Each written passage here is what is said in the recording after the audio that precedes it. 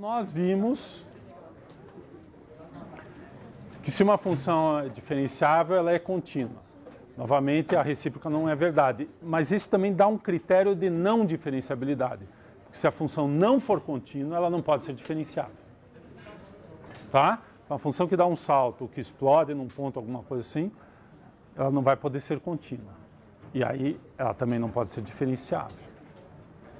Ok? Mas o que nós fizemos agora foi a regra de Leibniz, e eu queria fazer uma aplicação da regra de Leibniz, bem simples.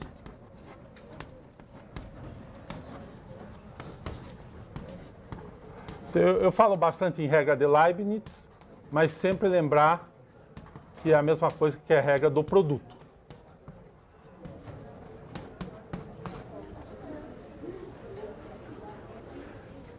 Então tem muitas aplicações. Você pode começar com uma muito simples, que é provar, por exemplo, que se f de x é igual a x ao quadrado, isso implica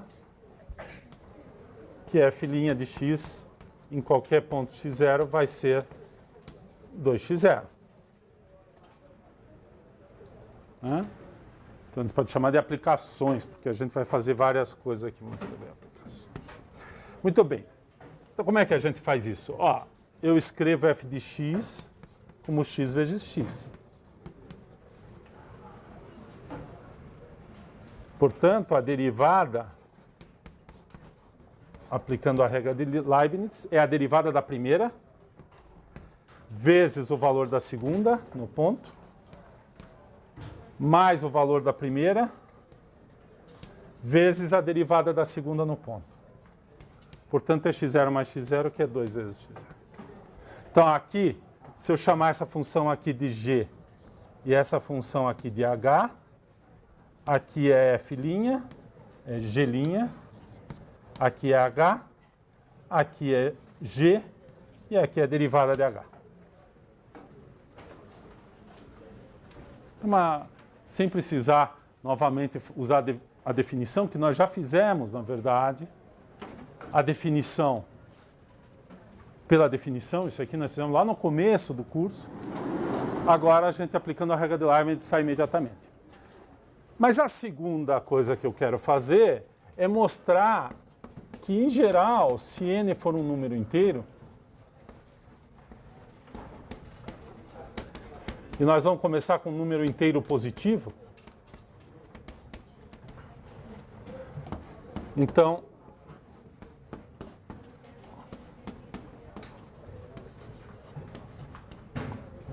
vale isso aqui.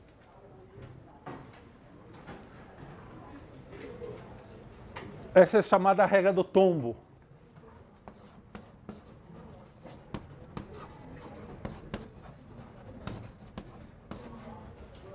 Ela não é uma regra tão importante, porque não é geral, não é como a regra de Leibniz, mas ela é uma regra, esse nome vem exatamente que você tem um expoente, você abaixa esse expoente, ele cai, multiplica, e aqui você tira 1 do expoente.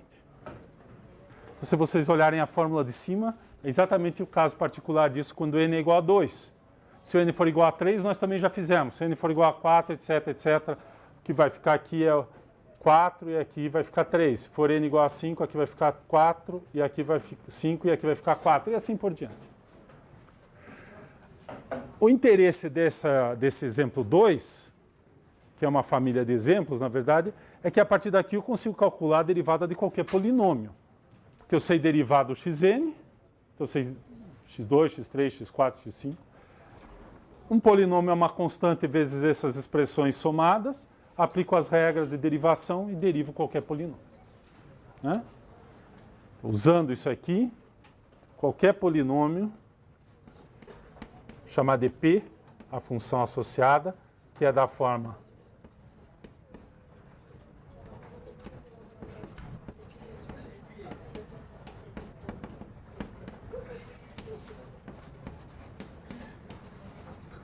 então, um polinômio tem essa forma. O a aqui é um número, são números reais. O x elevado a n, então, pode ser 3x a quinta mais 2x a quarta, etc., até a constante. E aí a derivada, por essa regra, mais as regras que nós conhecemos, vai me dar que a derivada do P vai ser n, a elevado a n, x elevado a n menos 1, mais n menos 1, vezes a elevado a n menos 1, esse é o índice, né, o nome só para dizer quem é essa constante, mais 3 pontinhos, A1. E o A0 é uma constante, desaparece, porque a derivada da constante é 0. E essa aqui, o x, a derivada é 1. Então, dado qualquer polinômio, usando a regra do tombo e mais as regras de soma e produto por constante, eu obtenho a derivada de qualquer polinômio. É sempre um polinômio de grau n-1. Se esse polinômio é de grau 5, esse é de grau 4. Se esse é de grau 3, esse é de grau 2 e assim por diante.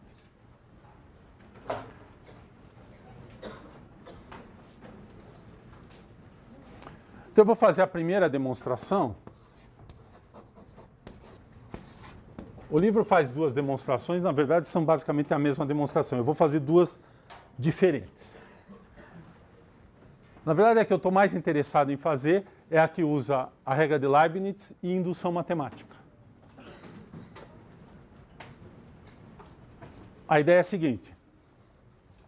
F de x é igual a x a n. Então, eu vou escrever isso aqui assim. X vezes x a n menos 1.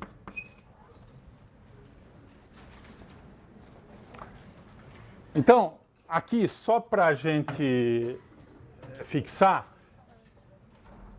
eu vou fazer isso se n for maior ou igual a 2. Para n igual a 1, eu já sei que é f de x igual a x a 1, eu sei derivar. Esse é o primeiro passo da indução. E o passo da indução vai ser dado que eu vou escrever nesta forma. Este aqui é o termo n-1. E aí eu vou conseguir provar para o termo n. Eu sei calcular deste, sei calcular desse, então eu vou saber calcular desse. O passo que diz que eu sei calcular desse aqui é o passo chamado passo de indução. É a hipótese de indução. Eu sei calcular até n-1, calculo para n. Então, demonstração por indução. Eu vou escrever a estrutura aqui, vou explicar um pouco porque provavelmente a maioria de vocês nunca viu isso aqui direito. Se ouviu falar, mas nunca usou muito. Então, a demonstração por indução nesse caso é, o primeiro passo é provar que vale para n igual a 1. A gente tem que provar isso.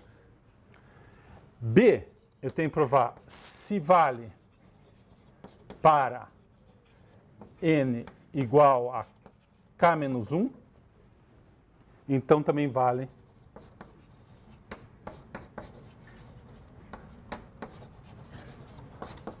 para n igual a k. Veja, a expressão é x elevado a n. Então, n está variando. Eu estou falando número inteiro positivo. Então, começa no 1 e vai daí em diante. O primeiro caso é 1, depois é o 2, o 3, o 4. Então, eu vou provar, esse aqui nós já fizemos. Baixa 1, n menos 1, 1 menos 1, 0, x elevado a 0, para qualquer número x é 1. Essa é a regra do expoente. Então, esse é o caso que nós já fizemos da função f de x igual a x. Foi o segundo exemplo que nós fizemos de derivada, foi calcular f de x igual a x, que é o n igual a 1. A hipótese de indução é essa aqui. Isso é chamada hipótese da indução. Eu vou supor a hipótese de indução equivale para todo número. Na verdade, só nesse caso, tem duas formas. Eu posso supor que vale para todos os números menores ou iguais a k menos 1, ou só para o k menos 1. Porque, na verdade, eu passo de 1 para o próximo. E daí eu tenho que provar isso aqui. Isso aqui é a tese. A tese é o que a gente quer provar num teorema. Hipóteses são as condições, a tese. Na prova por indução, eu não tenho nenhuma hipótese aqui, eu só estou dizendo a função vale isso. Eu quero mostrar que a derivada vale isso aqui. Então, essa é a tese, na verdade, e essa é a hipótese, a função vale isso, e essa é a tese, a derivada vale isso. Então, o que eu vou provar é que, usando que para n-1 eu consigo fazer essa passagem, para k-1, então também eu consigo fazer para cá. Mas a ideia é a seguinte, você quer provar uma propriedade, a gente vai ver, tem muitas propriedades, inclusive nós vamos mais para frente trabalhar, quando a gente trabalhar com integração, nós vamos usar demonstrações por indução. Por isso que eu quero fazer essa aqui, que é extremamente simples, depois nós vamos fazer umas um pouco mais complicadas. A hipótese de indução, a demonstração por indução, ela trabalha sempre quando você está numa situação em que o teorema, a frase, a expressão, etc., envolve um conjunto de... ela basicamente depende de n, onde n é um número inteiro. Em geral, pode ser para os inteiros positivos, pode até incluir o zero, se for o caso, mas nesse caso não é muito importante. Mas a ideia é a gente trabalhar com números inteiros, provar para o primeiro número da sequência que você tem, nesse caso, começa com 1, e consegue provar, supondo que vale para um certo k-1, que pode ser arbitrário, vale para o próximo. Por que isso aqui demonstraria? Vale para 1, se eu consigo mostrar essa parte B, do 1 eu pulo para o 2, do 2 eu pulo para o 3. Esta é a indução. Este é o processo de indução. Então, na verdade, se eu provo por 1 e provo que eu passo de um número para o próximo número inteiro, então eu provo para qualquer número inteiro. E o que está indexando aqui essas expressões, observe que são expressões, para cada n é uma expressão diferente. Se eu puser n igual a 1 é uma expressão, n igual a 2 é outra expressão. Então, na verdade, isso aqui não é um teorema, não é é um conjunto, um para cada valor de n. E é por isso que a prova de indução se aplica. Porque, na verdade, eu provo para o primeiro caso e provo que de um caso eu pulo para o próximo. E aí, então, eu faço a indução e digo se vale para 1, vale para 2, vale para 3, vale para 4, vale para 5, etc. Isso é a demonstração por indução. Então, vamos lá. Então, eu faço assim. Bom, então, eu preciso provar esse n igual a 1. Lembrar que n igual a 1 é f de x igual a x. E nós já sabemos que f de linha em um ponto x0 é quanto? Qual é a derivada do x? 1. Mas observem que x elevado a n menos 1, aqui é 1 menos 1, é igual a x elevado a 0, que é igual a 1 para todo valor de x. Isso é uma definição da função potência. Qualquer número elevado a 0 dá 1. Isso é uma definição. Tá? E ela tem a ver com a continuidade das funções, basicamente. Mas isso aqui vale para qualquer número. Inclusive para o zero, neste caso. Isso aqui está constante. Quem está variando aqui é o zero. Então, quando você fizer o limite aqui, vai para 0. Vai para 1, desculpa. Porque todos os outros pontos dá 1. Então, o limite, quando o x tende a 0 dessa expressão, dá 1. Então, a gente define também, neste caso da função, que isso aqui é igual a 0. Isso aqui, em geral, é uma indeterminação, mas não nesse caso. Quando o x aqui variar nessa expressão, que é sempre 1, para 0, é 1 é constante, o limite é 1. Então, eu defino que a função f de x, x elevado a 0, valendo sempre 1 para qualquer valor de x. Tá? Então, isso aqui, entre parênteses, vale para esse caso. Então, muito bem. Oi? 1, desculpe. Em geral, 0 elevado a 0 é uma indeterminação, mas não nesse caso. Ele é uma indeterminação, mas se eu fizer o limite, dá 1. Então, eu ponho nesta função, a função x elevado a 0, ela é definida como sendo identicamente 1 para todo valor de x. E é isso aqui. Então, a derivada, de fato, satisfaz essa fórmula. Eu abaixo aqui, dá 1, x elevado a 0. Então, abaixo 1 vezes 1, x elevado a 1 menos 1, que dá x elevado a 0, que é sempre 1. Que é exatamente isso. Então, esse é o primeiro passo. B.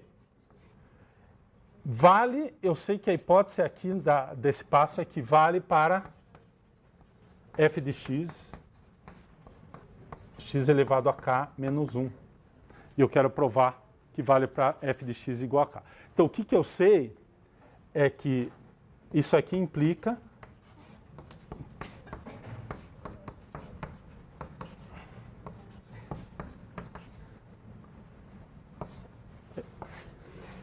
Então, o que eu sei é o seguinte, que se f de x for x elevado a k menos 1, e aqui eu estou trabalhando agora com k igual a 1 está aqui. O k aqui é maior ou igual a 2. Aqui. Para ser 1 aqui, que é o caso anterior. Vale. Se for 3, vale. Estou supondo que se o k for 2, isso aqui é o caso anterior. Se o k for 3, esse aqui é o caso 2.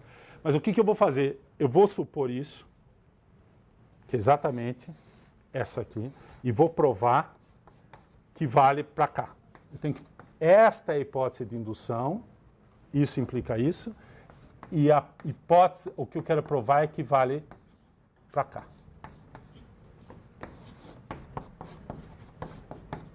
Esse aqui que eu não sei. Então, eu tenho que provar que, supondo que isso aqui é verdade, isto é verdade. Este é o passo de indução.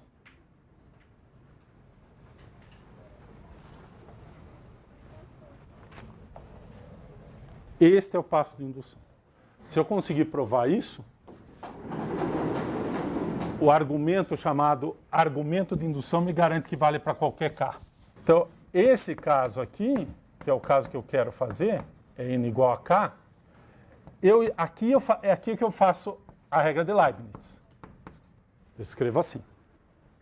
E tomem cuidado, aqui é bom tomar cuidado, novamente o k aqui já é maior ou igual a 2.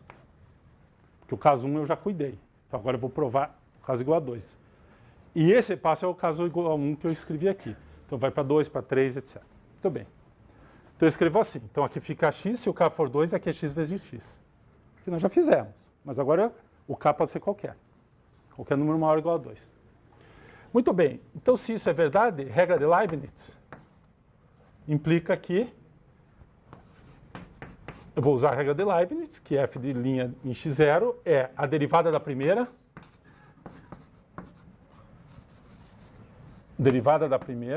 vezes a derivada da segunda vezes derivada da primeira vezes a segunda, calculada no x0. Mais a primeira vezes a derivada da segunda. Agora, então deixa eu escrever assim.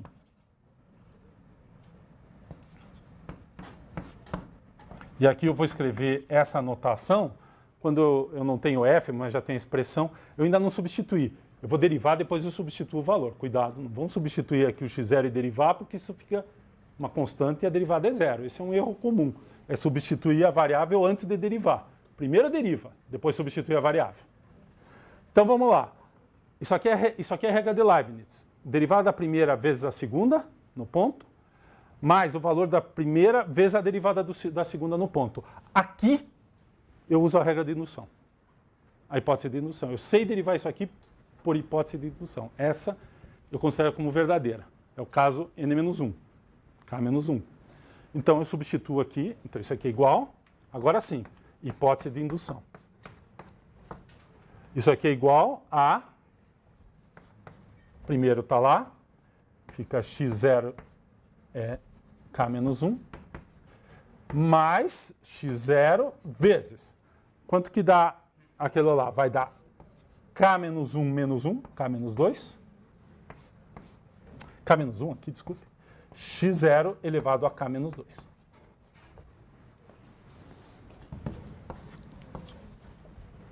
Hipótese de indução.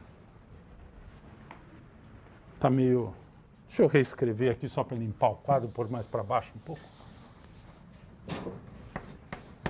Pela hipótese de indução, isso aqui é igual a x0, k-1, mais x0 vezes a derivada daquela ali, que é k-1, x0 elevado a k-2. Tá. Então, eu derivei, esse aqui é... Aqui eu uso a hipótese de indução, que é essa expressão aqui. O resto já veio aqui de cima. Agora, se a gente observar isso aqui, x0 mais x0 aqui, k menos 2. Então tem x0 aqui, soma 1 aqui. Então fica x0, k menos 1, mais k menos 1, x0 vezes k menos 1. Porque tem 1 mais k menos 2, fica k menos 1. Bom, agora eu tenho esse aqui é o mesmo. 1 mais k menos 1 dá k.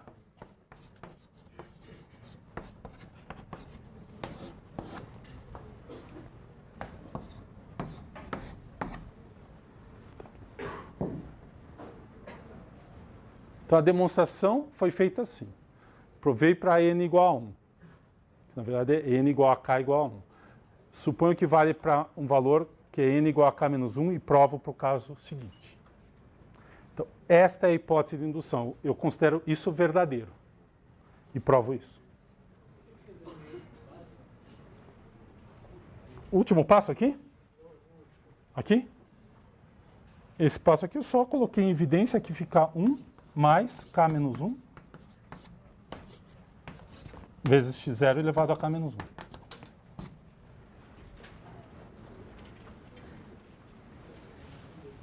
1. Hein? 1 menos 1 é 0. Sobra o k.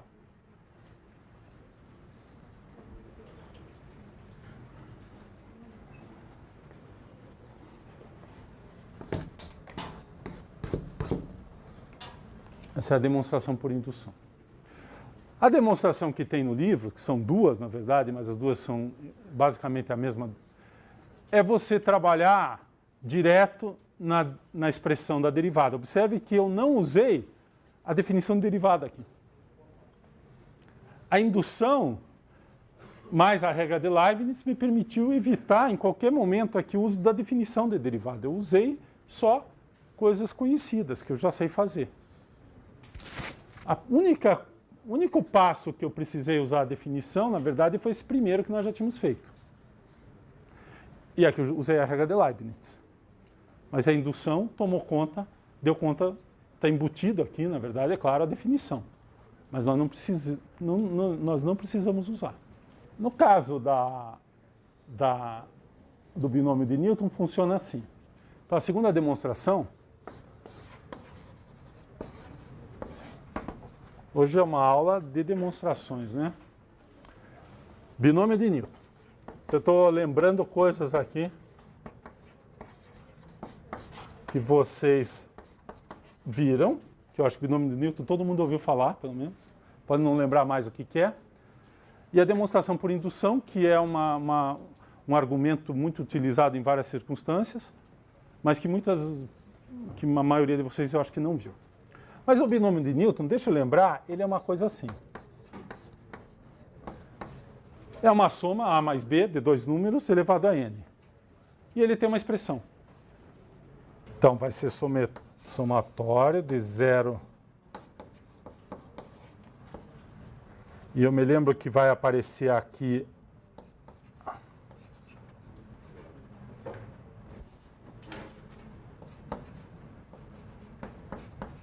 acho que aparece assim, né? E tem um coeficiente para cada um. Como que é o coeficiente?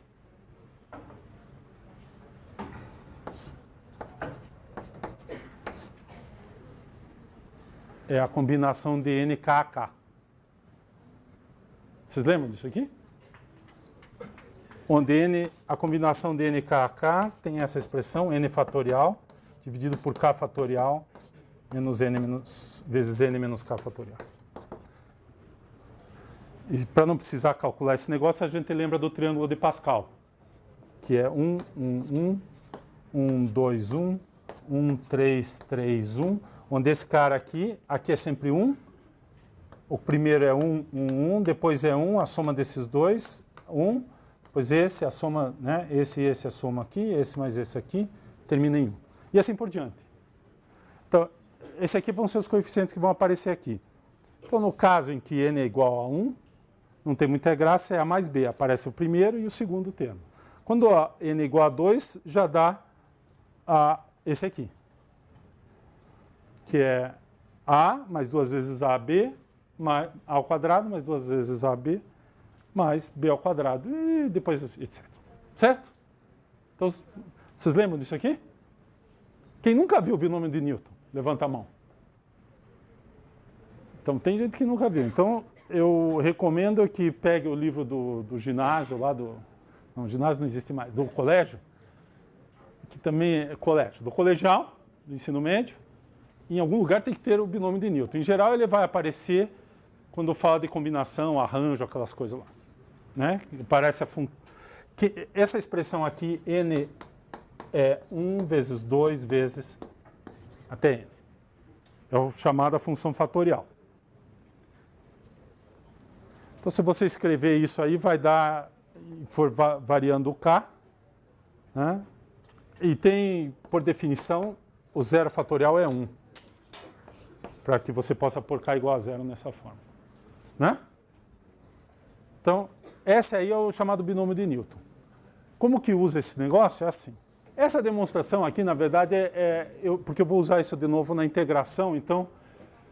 Mas aqui o que eu queria fazer, então agora voltando aqui, para fazer essa demonstração, nós vamos introduzir uma notação usando o binômio de Newton, que é a seguinte, ó.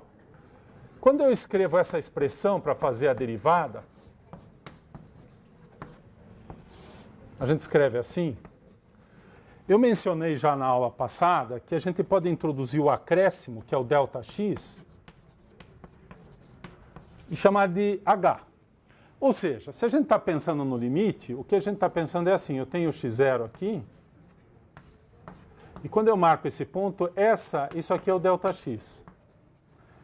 Então eu vou chamar essa diferença de H. Posso usar ΔX, mas eu vou chamar de H, é tradicional. Para economizar x, em vez de escrever ΔX, escrevo H. Então esse númerozinho aqui é o acréscimo. Ele pode ser à direita ou à esquerda. Desse lado seria um H positivo, desse lado seria um H negativo. Quando o x tende a x0, significa que o H vai para zero. Então o que eu vou escrever substituindo aqui fica assim, ó. Se você olhar, esse cara aqui é o x0 mais H.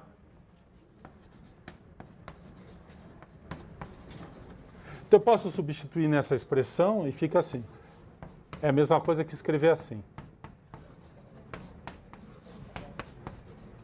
E a gente lê isso assim, né? A gente lê essa expressão aqui assim. F de x0 mais acréscimo, mais a variação que eu estou colocando, menos f de x0, valor no ponto, e divido por h. Então, fazer o limite disso aqui quando x tende a zero,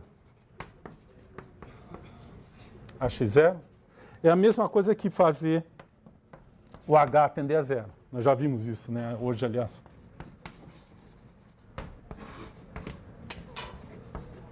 Essas duas expressões são totalmente equivalentes. Se esse limite existir, esse limite existe e o valor é o mesmo, e vice-versa. Esses limites são iguais quando existem. E se não existe, não existiria aqui, não existiria aqui. Então, se a função é diferenciável, eu posso calcular o limite assim ou assim. Posso testar se é diferenciável calculando este limite ou este limite. É exatamente a mesma coisa. Basta pensar nessa substituição. Então, o que eu vou escrever aqui vai ser exatamente, já que a função é x elevado a n, nós vamos usar esta expressão, porque vai ficar x mais h, x0 mais h elevado a n, que é o binômio de Newton. Então, o cálculo agora da derivada, vou usar essa expressão.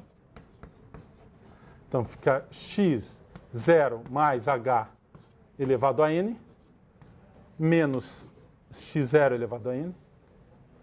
Esse é o f de x, né? Nós estamos ainda lá no f de x igual a xn, é a segunda demonstração. Então, se vocês não ficaram convencidos pela demonstração por indução, agora vocês vão ficar convencidos por essa demonstração aqui, que é mais algébrica, é mais direta. Então, eu faço o limite quando o h tende a zero. Aqui está o x0, né, a função de x0 mais o acréscimo. Aqui a função no x0. E agora aqui eu ponho aquele negócio lá.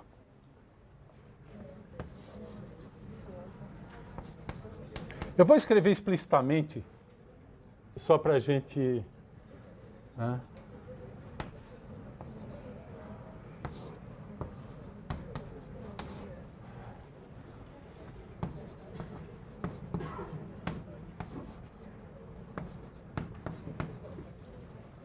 Vamos trocar, porque a ordem não é importante, né? Porque essa coisa é simétrica. Vamos pôr aqui n menos k, que vai começar com x0 elevado a n, só para ficar o polinômio na ordem certa. E aqui k.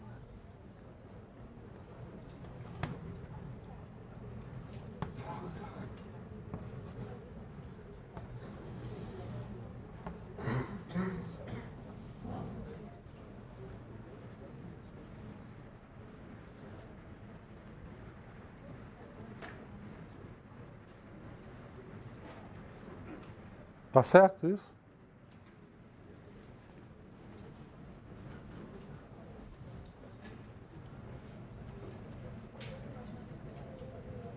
Todo mundo concorda que o que eu fiz aqui? Eu peguei essa expressão do limite, coloquei aqui x0 mais h elevado a n. Então, por exemplo, se n for 2, isso aqui é x0 mais h elevado ao quadrado. Vamos repetir. Vamos fazer isso aqui no caso 2 e 3, só para a gente ver o que é. Então, se puser n igual a 2 aqui nessa expressão, n igual a 1 não tem muita graça, né? Já cancela aqui, etc, e dá 1. Fica h sobre h. Então, se n for igual a 2, essa expressão vai ficar x0 ao quadrado mais 2 vezes x0h mais h ao quadrado menos x0 ao quadrado dividido por h. Esse cara cancela com esse. Eu fico com... Quando o limite aqui eu tenho h indo para zero, mas ele não é zero. Então eu posso cancelar esse h que está em cima e embaixo. Então, como h é diferente de zero, eu vou escrever aqui no limite, né? No cálculo do limite. Isso aqui fica 2x0h. O h cancelou. Fica assim. x0 ao quadrado cancela. O h de cima cancela com o h de baixo. Então cancela este. E esse aqui fica isso. Quando eu fizer o limite disso, quando o h for para zero, dá 2x0.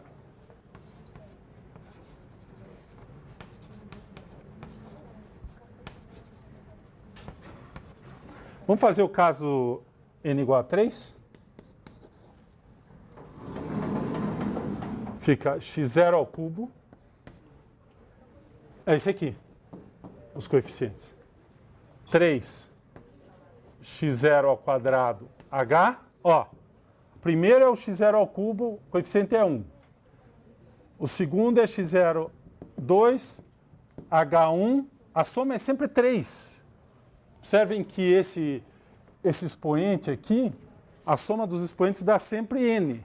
Então tem que dar aqui, mais 3x0h ao quadrado, mais h ao cubo. Tudo dividido por h, menos o x0 ao cubo. Esse aqui é esse termo, e esse aqui é esse termo. E tudo isso dividido por h. Esse cara cancela com esse h cancela, aqui cancela 1 e aqui cancela 1, sobra 2. Então essa expressão é igual a 3x0 ao quadrado mais 3x0h mais h ao quadrado. Quando h é diferente de zero, que é o que acontece no limite. Quando eu fizer o limite,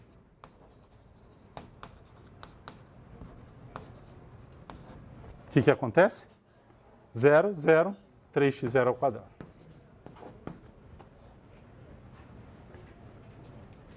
Que é a derivada do x ao cubo. Nós já fizemos. Então agora, pessoal, é só repetir isso em todos os casos. Então vamos tentar escrever isso explicitamente, usando a expressão do binômio.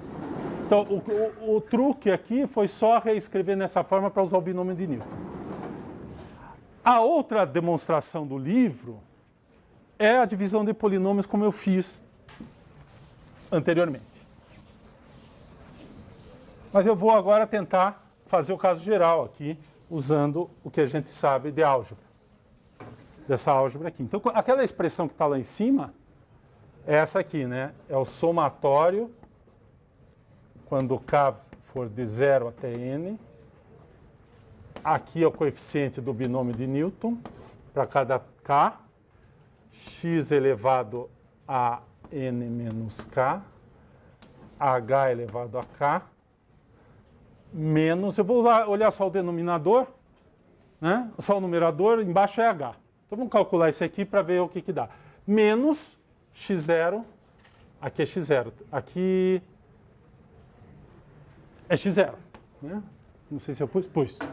E aqui é x0 elevado a n. Então quando k é igual a zero, n 0 a 0, essa aqui é a expressão com zero fatorial dá 1. O primeiro coeficiente aqui é sempre 1. Então aparece nessa expressão, o primeiro termo é o x0 elevado a n. Mais, aí vem o segundo termo. N, combinação 1 a 1, vamos escrever assim, primeiro. x0 elevado a n menos 1, h, mais n2, x0 elevado a n menos 2, h2. Então, a soma dos coeficientes é sempre n, é sempre constante. Aqui é h elevado a zero, né? Não aparece. Mais, etc. Lá no fim vai aparecer nk menos 1, x elevado a 1, h elevado a k menos 1, n menos 1, desculpe.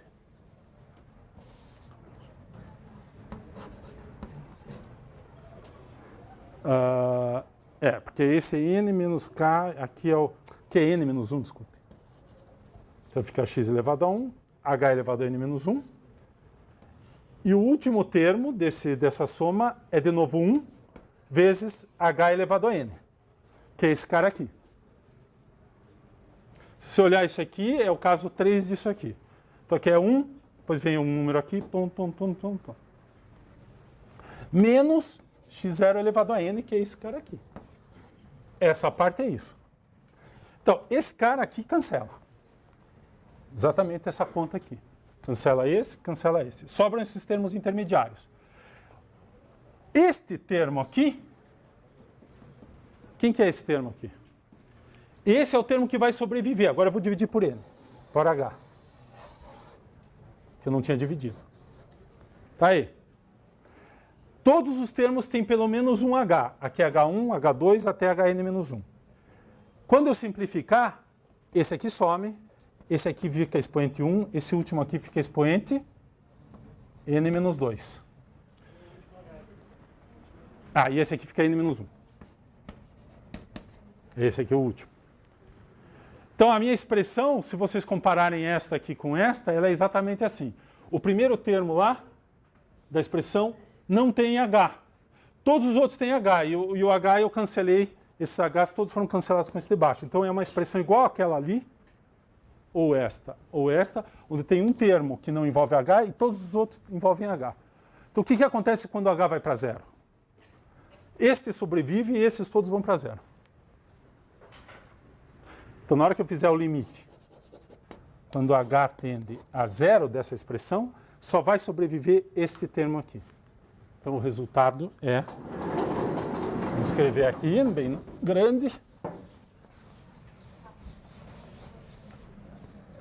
Eu vou reescrever. Então vai ficar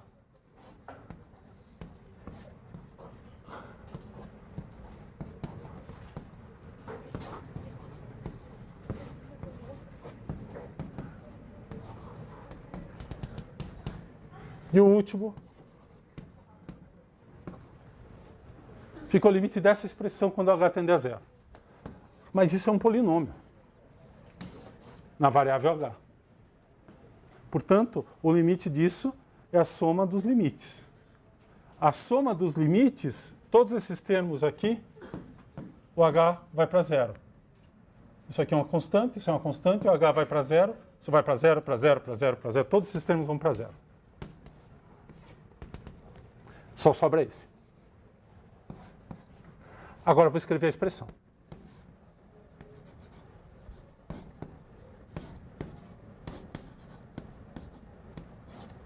A expressão é essa. N fatorial, 1 fatorial, vezes n menos 1 fatorial. Essa é a expressão aqui. x0, n menos 1. Quanto que dá isso aqui? Isso aqui dá n. N fatorial é n vezes n menos 1 fatorial. Cancelo o n menos 1. Né? O que eu usei aqui, n, deixa eu escrever a expressão até o fim. O que eu usei aqui é assim, n fatorial sobre 1 fatorial n menos 1 fatorial é igual a n vezes n menos 1 vezes n menos 2, que é n fatorial, dividido por n menos 1 fatorial. E esta, então, é o resultado, a regra do tombo.